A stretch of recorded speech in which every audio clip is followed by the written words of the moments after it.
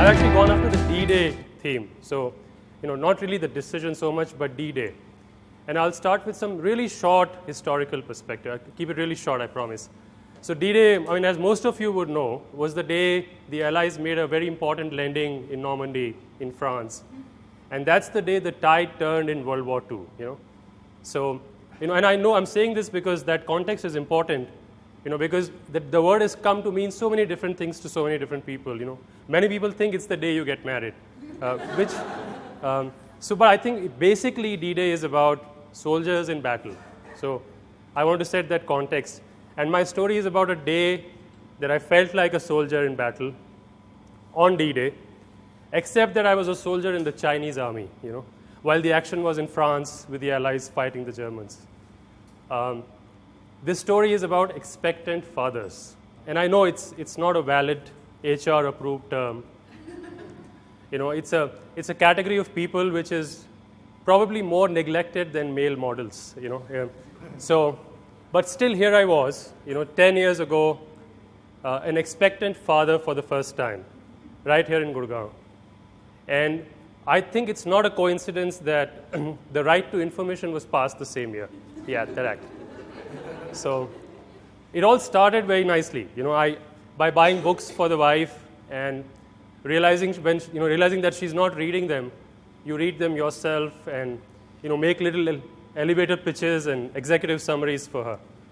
So, and I think it was her doctor that started us down this path. The doctor was a firm believer in the men must share the load theory. So, and she used to tell us, you guys live in nuclear families. There are no family elders around to guide you. So, the husband is the first line of defense. You need to be educated and aware. And I was completely sold on that. So by the time she got into the second trimester, I was very used to starting my day with emails that went, "You are now in week 14. This is what's going on inside your body."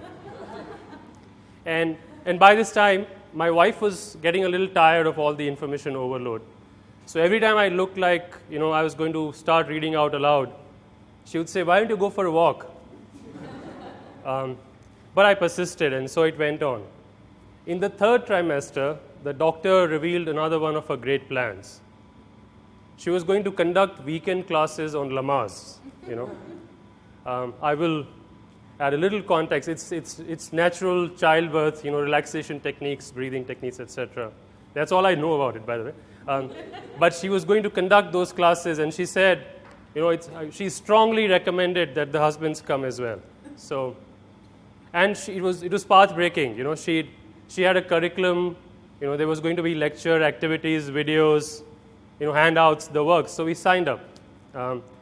And day one of the first class, we are one of the 3 couples that turn up. So I think to myself, that's fine. It's a new idea. It takes time. It's not a sellout, but that's okay. And I look at the other 2 pioneering husbands, who made it to that class. One of them is a local lad, big arms, big SUV. He just sits there looking at the floor the whole time. I'm sure reminding himself of the love he's doing this for. And the other husband is Vivek. Now, you've all been in a class with somebody like Vivek. He comes from the Coaching Institute School of Learning, Everybody in the class is a competitor, So he came into the class with the position that only the best performing couple would have a baby, and the rest of us would just have to go home empty-handed, That was his position. And his other belief was that teachers will not teach you anything valuable till you force them, So he asked questions, lots of them. So the class started. And the teacher said, the doctor started. She said, labor is one of the most excruciating pains in nature. Vivek, can you give me an example? I had my appendix removed when I was a kid. Would you say that's 5% of labor? 1%? That is what we were dealing with. And if he was not stopped soon, he could derail the whole program. But the trouble was the only person whose authority, he seemed to recognize was the doctor, who had an infinite capacity for patience. So I tried wisecracks at first, The doctor would be describing something about the inner workings of the human body, and Vivek said, "That doesn't make sense. It's not the most efficient process." So I told him, this is not a Lean Six Sigma meeting. We are not trying to find waste in the process. This is nature. But that didn't work with him. The wisecrack approach clearly did not work. He continued to try to outsmart everybody else. He read. He came prepared. He had notes. And on some days, we had a fourth couple joining us as well, which was usually a couple, it was usually a patient who just wanted to try out a class before they actually sign up. The doctor, made a great case for them to join, but Vivek made a better case for them to stay away. So none of them ever came back. And at some point, I looked at the local lad, looking for some support. I looked at him as if, aren't you going to start punching him? And the local lad was not yet done looking at the floor, so it was up to me. So I decided to, fight venom with venom. I started to read up even more newsletters, more emails. And now there were days, when the class would be over, but Vivek and I would still be arguing over a topic. And that's when, finally we got the local lad to break into a smile. One day he told us, "Aap dono ki problem kya hai?" So it went on. And then one day, finally, Vivek crossed a line. We were trying to do the cobbler's position yoga pose. It's not very complicated. But Vivek was acing it as usual. He was great at yoga. And Priya, his wife, she was struggling a little bit. So Vivek was pushing her to try harder. And at some point, he almost ridiculed her. And the doctor got upset. So she gave him a very stern look.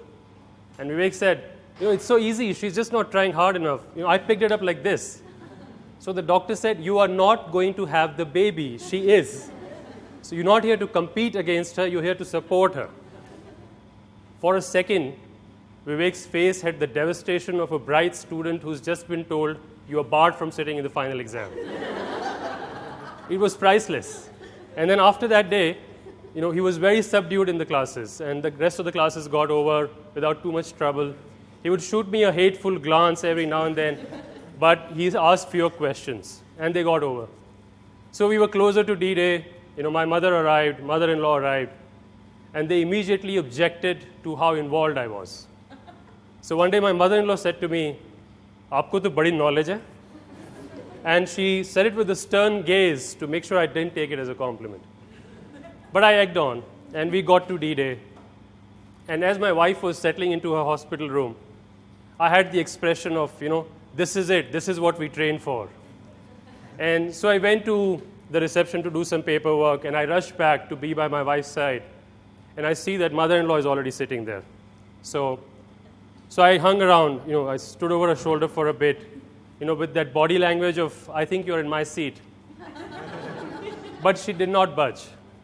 So right from where I was standing, I started running the data center. I said, "Can I get the fetal heart rate, please?" "Good. Yeah, continue to monitor it." "Are you timing these contractions?" "You should." My mother was trying to get the TV in the room to work, so she shot me a glance. "You should not have gone for those classes, beta." And my mother-in-law nodded vigorously. I stood in my spot, still thinking of what the doctor had said. "You are the first line of defense." Her words were ringing in my ears. So between contractions, my wife managed to get up to her elbows, and she signaled me to come close. I thought, finally, it's time to take charge. So I leaned in, and she said, "Get out," clenching her teeth. And that is exactly what I did. Minutes later, I'm sitting in a hospital staircase with only a few mosquitoes for company, not knowing what to do or think. And I find myself thinking of Vivek, whose wife is due around the same time. And I think he's probably being escorted out of a hospital by security, even at that very minute. And strangely, I realized the only person who would truly understand what I was feeling at that point was Vivek. Now, I could go on and tell you how in a few hours, none of this seemed to matter. A baby cried in the distance, and my life did change, which usually happens on D-Day. But this story ends in that staircase, me thinking of Vivek and finally finding some friendship for him. 2 soldiers on D-Day, all trained and rigged up and ready to go. waiting for a call of duty that was never going to come. Thank you. I look like a stern person, and I will remain stern if you don't like, subscribe, or share our story and our channel. But if you do these things, I can be very friendly and give you a creepy friendly smile.